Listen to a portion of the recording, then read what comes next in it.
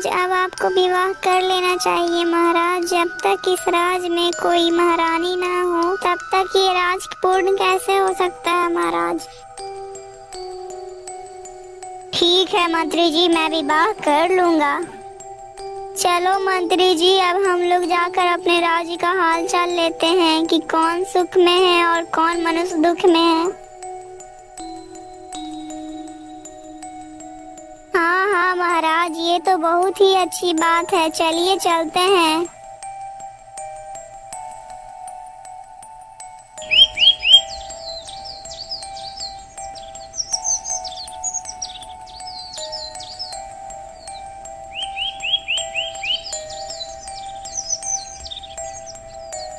अरे ये लड़की कौन है?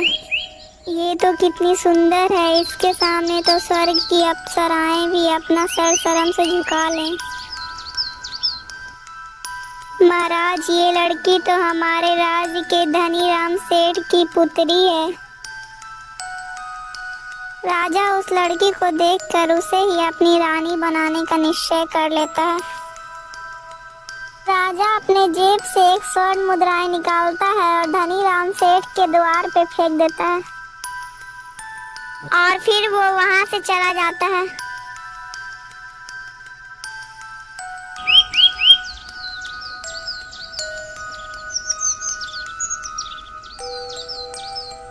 इसी प्रकार राजा प्रत्येक दिन उसी सेठ के घर के बाहर से जाता था और एक स्वर्ण मुद्राएं फेंक देता था और फिर वहां से किसी से बिना कुछ बोले वहां से निकल जाता था। अरे ये क्या, ये आदमी रोज आता है और हमारे द्वार पर एक स्वर्ण मुद्राएं फेंक कर चला जाता है। मुझे इसकी जानकारी पिताश्री को देनी चाहिए।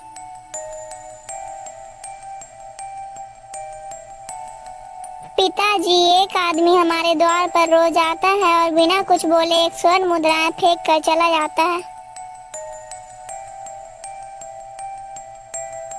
ठीक है बेटी, कल जब वो आदमी आए तो मुझे बुला लेना।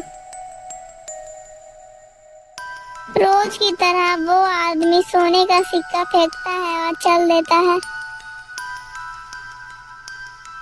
अरे सुनिए, आप यहीं पर रुकिए। मेरे पिताजी आपसे कुछ बात करना चाहते हैं। मैं अभी उन्हें बुलाती हूँ। पिताजी पिताजी, जल्दी चलिए, वही आदमी आ गया है जो रोज सोने के सिक्के फेंक कर चाहता था।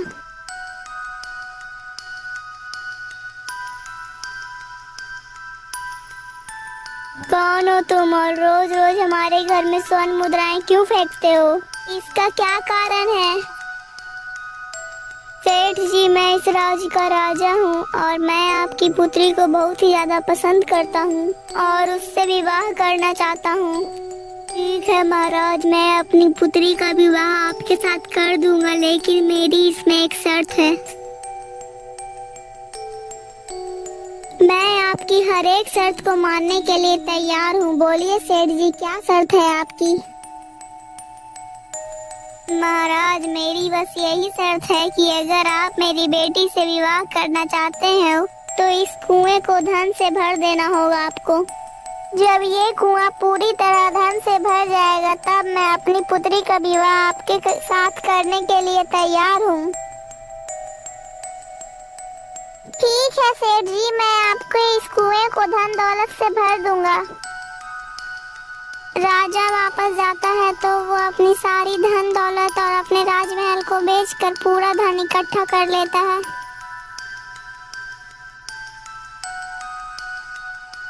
फिर राजा कुएं के पास पहुंचता है और धन उतार उतार कर कुएं में फेंकने लगता है, लेकिन फिर भी कुआं नहीं भरता है। अरे ये क्या, मैंने तो अपनी सारी धन और संपत्ति को बेच दिया है लेकिन फिर भी यह कुआं नहीं भरा। अब मैं क्या करूं? अब मैं कहां से पैसा लाऊं?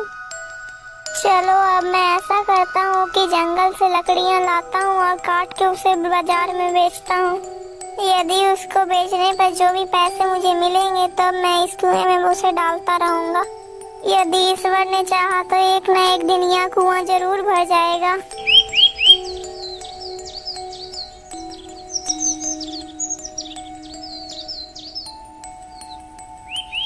फिर राजा जंगल से लकड़ियां काटता और उसे बाजार में बेचता। जो भी उसे पैसे मिलते वो उसे कुएं में फेंक देता और वो यहीं पेड़ के पास पड़ा रहता। इसी प्रकार कुछ दिनों तक चलता रहता है।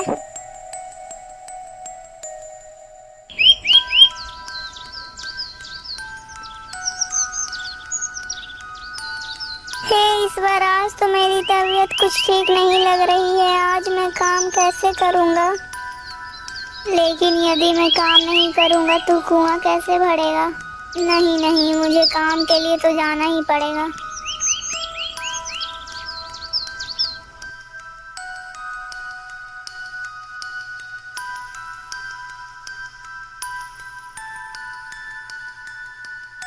अरे बेटा, तुम इतनी कड़कती धूप में काम कर रहे हो, थोड़ा सा आराम तो कर लो।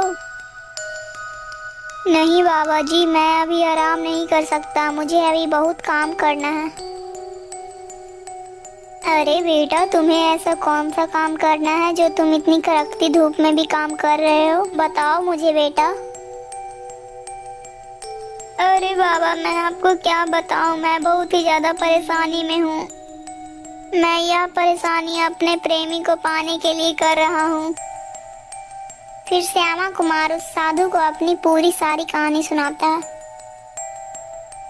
अब बाबा आप ही बताओ, मैं क्या करूँ? इतना सारा धन मैं कहाँ से लाऊं? अब मैं उस कुएं को कैसे भरूं? अब आप ही बताओ बाबा।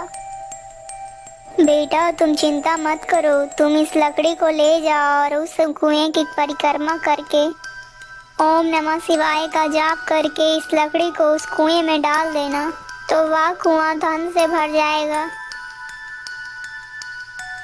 श्यामा कुमार उस लकड़ी को ले जाकर कुएं के पास जाता है और उसकी परिक्रमा करने लगता है। ओम नमः शिवाय, ओम नमः शिवाय, ओम नमः शिवाय, ओम नमः शिवाय, ओम नमः शिवाय, ओम नमः शिवाय, ओम नमः शिवाय। चलो अब मैं इस लकड़ी को कुएं में डाल देता हूँ।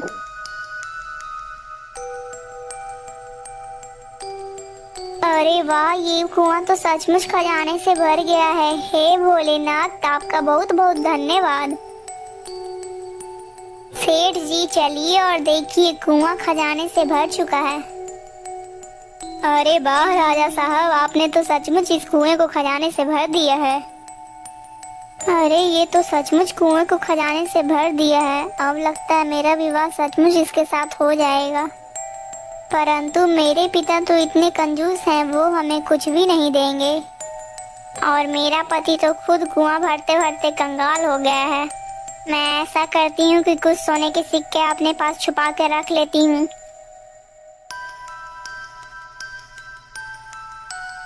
फिर सेठ उन दोनों को वहां से विदा कर देता है।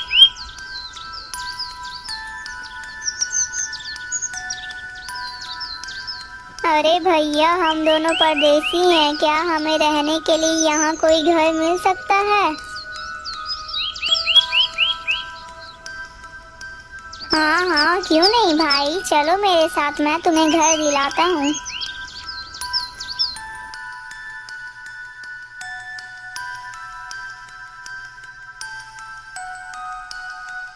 मैं तुम्हें घर तो दे सकता हूँ, लेकिन मैं तुमसे रोज 1 रुपया लूंगा। यदि मंजूर हो तो बोलो। ठीक है भैया, मैं तुम्हें रोज का 1 रुपया दे दूंगा। अरे रूपलेखा, हमने तो घर ले लिया है, लेकिन मैं इसका किराया कहाँ से दूंगा? आप बिल्कुल भी चिंता ना कीजिए, या आप 1 स्वर्ण मुद्राएं लीजिए और जाके बाजार में बेच दीजिए और इससे खाने के लिए कुछ ले आइए। और याद रहे, बाजार से 2 गोले ऊन के ले आइएगा।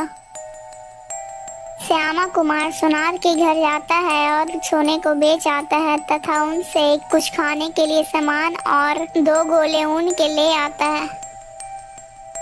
दोनों पति पत्नी चावल बनाकर खा लेते हैं और सो जाते हैं। रूपरेखा उन दोनों ऊन के गोले से कुछ अच्छे अच्छे दस्ताने बना लेती हैं और कुछ अच्छी टोपियां भी बना लेती हैं। अजी सुनिए, आप इन कपड़ों को बाजार में जाकर बेच आइए। आइए आइए, अच्छे अच्छे कपड़े व दस्ताने और टोपियाँ लेके जाइए। आइए आइए, अच्छे अच्छे कपड़े व दस्ताने और टोपियाँ लेके जाइए।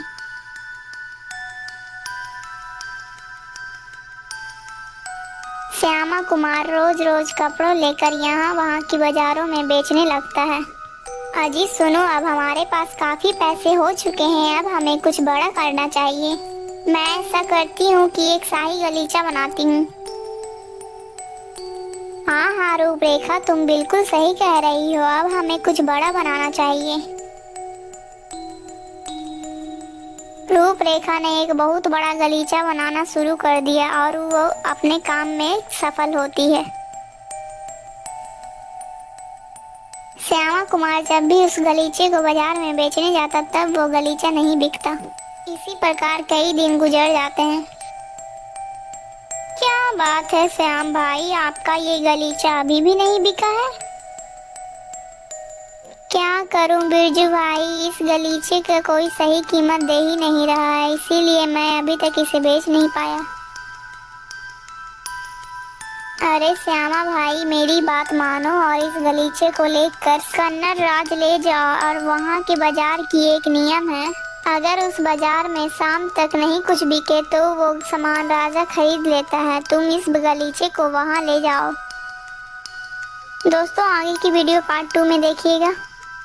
और हाँ दोस्तों, अगर आपको ये कहानी अच्छी लगी तो please like share and subscribe.